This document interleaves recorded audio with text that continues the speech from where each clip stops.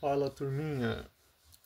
Eu me senti compelido em ponderar sobre a ótica cristã a parte do diálogo entre Zaratustra e o santo eremita, no que concerne a nossa interpretação, que por sinal conduziu ao assistencialismo governamental, e nós podemos notar de súbito um duplo equívoco, tanto na postura do santo quanto na de Zaratustra, pois ambos aqui representam extremos que o próprio Evangelho supera por meio do amor verdadeiro, o qual liberta sem escravizar e socorre sem humilhar.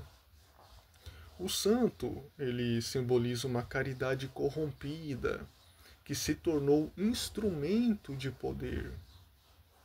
A esmola, em seu sentido mais raso, quando dada apenas para manter a dependência do outro, ou seja, espiritual ou emocional ou mesmo material, ela torna-se totalmente anticristã.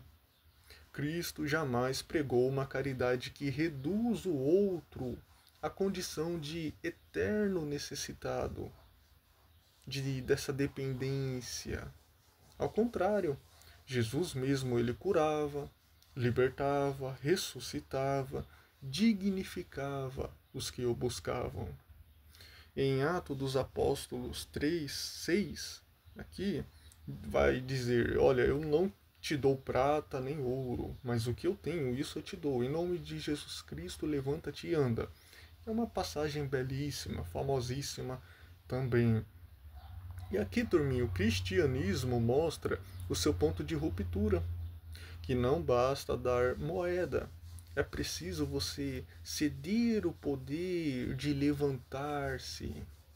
Portanto, a esmola, quando não vem acompanhada do desejo de transformação, é uma negação da própria essência do amor cristão, que é libertador.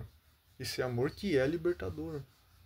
E Zaratustra, por sua vez, ele rejeita a esmola, mas ele faz movido por puro orgulho, pois ele vai dizer: olha, eu não sou pobre o bastante para isso, como quem se coloca acima da própria miséria humana.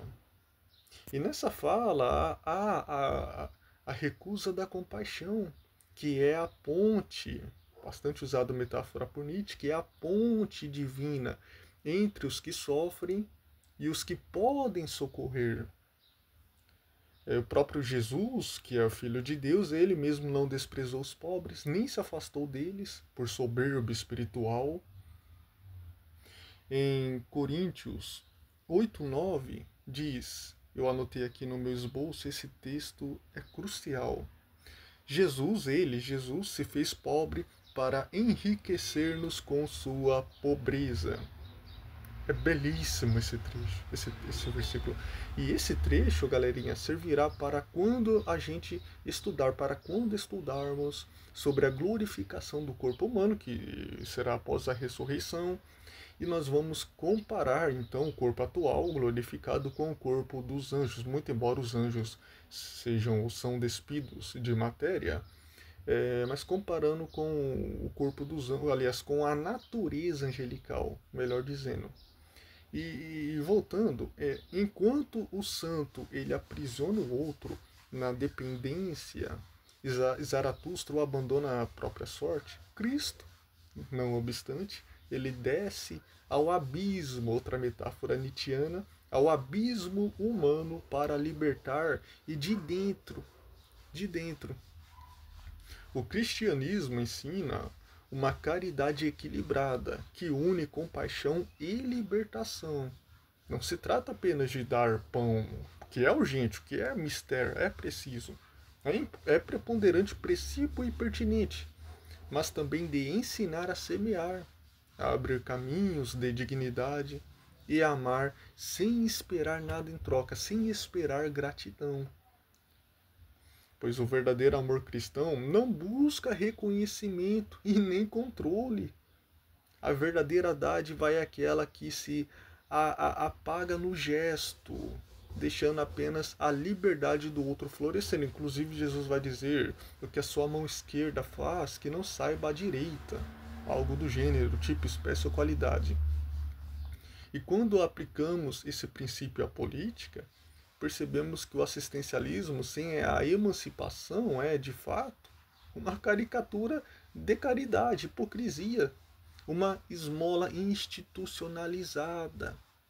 O Evangelho, porém, inspira outro tipo de ação social, que é aquele que resgata a dignidade, que educa e que promove o bem comum e liberta o homem da servidão, da miséria e também da ignorância.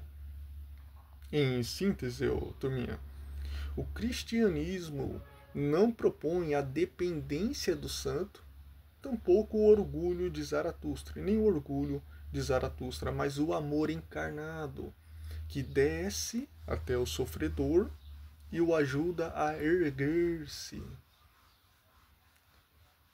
A verdadeira dádiva não é a esmola que prende, nem o desprezo que abandona, mas o amor que liberta. Jesus Cristo não sustenta dependentes, mas ele cria irmãos. Inclusive Zaratustra também, em vez de fazer discípulos, ele fará companheiros, né?